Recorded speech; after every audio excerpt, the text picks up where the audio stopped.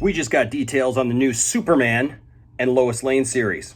Let's talk about it here in the Poindexter Lounge.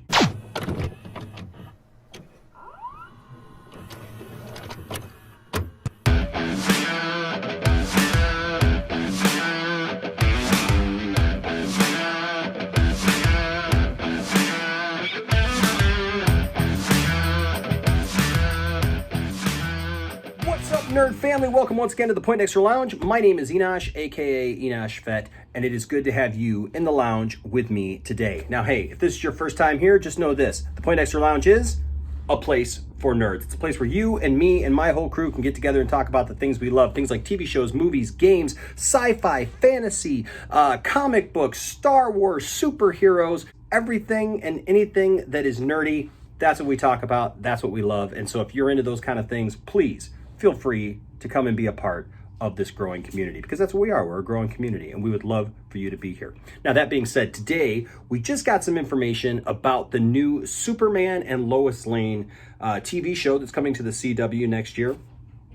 This has been a long time coming, and a lot of us pretty much knew that this was going to happen at some point. You know, I mean, once they introduce Superman, people are going to want more Superman. That's just the thing, you know. I'm a huge Superman fan. You can see up here over my shoulder, I got a couple little things, but you can't even see. I'll show you right here, actually. I got a couple shelves here in my office. This is my work office. I got my Christopher Reeve picture right there, and some other stuff. Got a whole shelf of Superman stuff up here. Got some Superman posters. So I am a huge, huge Superman fan. My son's middle name is Jor-El even. So I want more Superman. Give me more Superman. I don't care. Put him in the movies, TV shows, give me cartoons. I'll take it all. I just want more Superman in pop culture, really, because I hear some people complain sometimes that Superman is hard to write or that they don't connect with him.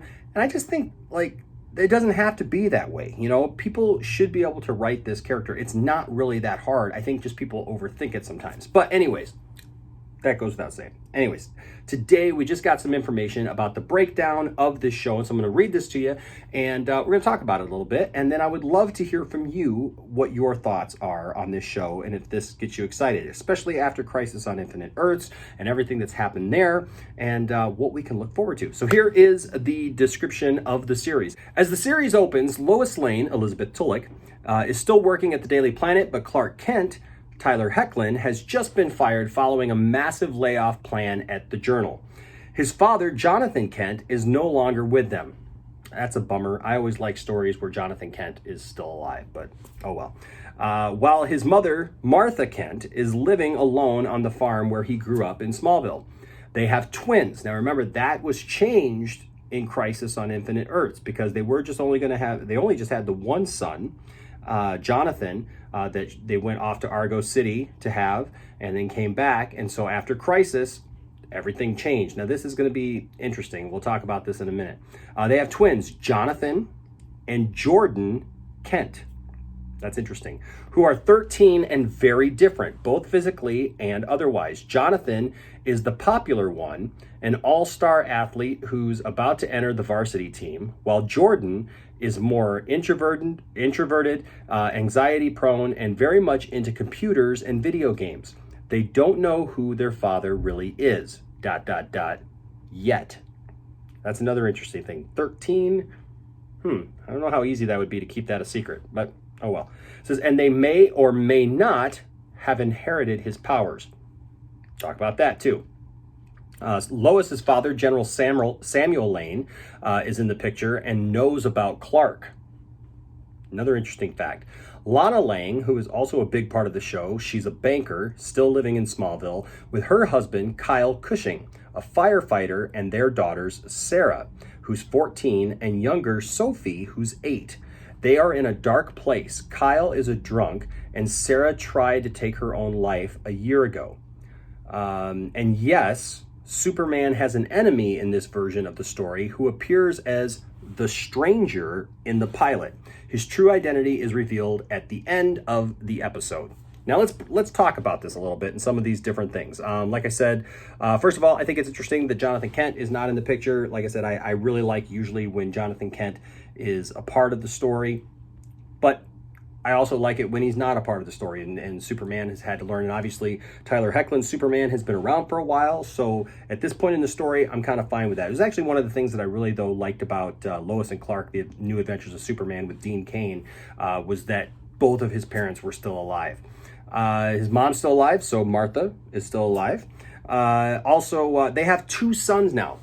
And I find this interesting because Jonathan obviously is there. If you've read the comics at all, when Rebirth happened, right before Rebirth, they introduced Jonathan Kent as Lois and Clark's son, who ended up developing powers, became the new Superboy, and now he is in the future, kind of taking the classic place of Superman with the Legion of Superheroes in the future. And so he is kind of the replacement for Superman in this new Rebirth timeline. And that's cool. That's cool. I like that. I actually like Jonathan Kent a lot. I like the fact that Superman has a son in the comics, and now obviously he has 2 sons. So we actually know who is playing these characters. So Jordan Elsass has been cast as Jonathan. I think that's funny. Jordan has been cast as Jonathan, not Jordan. And Alexander Garfin has been cast as Jordan. And you can see a picture here of these guys. I don't really know much about them, but we'll see what they add to the show. I find it interesting here, though, that they actually mentioned Jason in Crisis on Infinite Earths, who is Superman's son in Superman Returns. With Brandon Routh, and instead of going with Jason, they went with Jordan. It seems like it would have kind of made more sense that way, but you know, it doesn't really matter. You got the 2 J names, that's fine. Interesting that they're J names, you know, but that's cool. So Jonathan, well, they're both 13 because they're twins. But this is they're very different, both physically and otherwise. Jonathan is the more popular one. He's an all-star athlete who's about to enter his varsity team, while Jordan is more introverted, anxiety prone, and very much into computers and video games. And they don't know who their father really is. That's going to be for an interesting dynamic, right? Does Jonathan get the powers? Does Jordan get the powers? We won't know until we get the show. But I think it's cool. I think it's a cool idea for him to have 2 sons and to see the dynamic. As somebody who has 3 sons, each son is different. You know, I've got Landon, who is Landon Jor-El, who is very outgoing. He's an extrovert. He's a lot like me. Isaac, you guys see here on the channel all the time. And if you guys see the kids, you know about them. I mean, Isaac is very grounded, down to earth, you know, and he's very analytical. Like he loves stats and stuff like that, and really examines things. Logan is very quiet, and I know if you watch him on the channel here, people say, well, like, why doesn't Logan talk more? It's just because Logan's the whiz kid. Like, he's just like Jordan is mentioned here. He loves computers. He loves to read. You know, he's a advanced math student, advanced science, advanced classes for everything. He already knows he wants to be an engineer. Like, that's his thing. Where the other 2 boys are, you know, into sports and different things. So I like this. I like this description of what's going on. General Lane is in the picture and knows about Clark. So that's going to be an interesting dynamic between Lois's dad and Clark and the whole Superman angle, because they've always had a little bit of a kind of rub each other a weird way kind of thing. It also says Lana Lang is here. And I like this because this is kind of a throwback to Superman 3 with Brad, the character of Brad in Superman 3, even though it's called Kyle here. Kyle is a drunk, which of course Brad was a drunk, and Clark felt the need to kind of come to the rescue of Lana in some ways. And so that's interesting. They have 2 daughters, Sarah and Sophie. It'll be interesting to see if there's a little bit of a crossover there with that 14-year-old daughter, Sarah, and one of the boys that Clark has. But unfortunately, it sounds like they're going to be it says they're going to be in a really dark place, with Sarah having tried to take her own life a year before the series. So it's dealing with some serious issues right away. Also, it says Superman has an enemy in this version of the story who appears as the Stranger in the pilot, but his true identity is revealed at the end of this episode. Who could that be? Who would be a good villain? Obviously, it doesn't look like they're going the Lex Luthor route on this one. So, man, who could it be? There's a lot of different characters that I would still love to see. It would always be good to see a regular version of Brainiac. Obviously, we have Brainy from Legion of Superheroes on Supergirl. I do like it though, because these are connected. We've already seen some of the Legion of Superheroes, so who knows if they're going to eventually do the Jonathan plot with the future thing, but they could do it.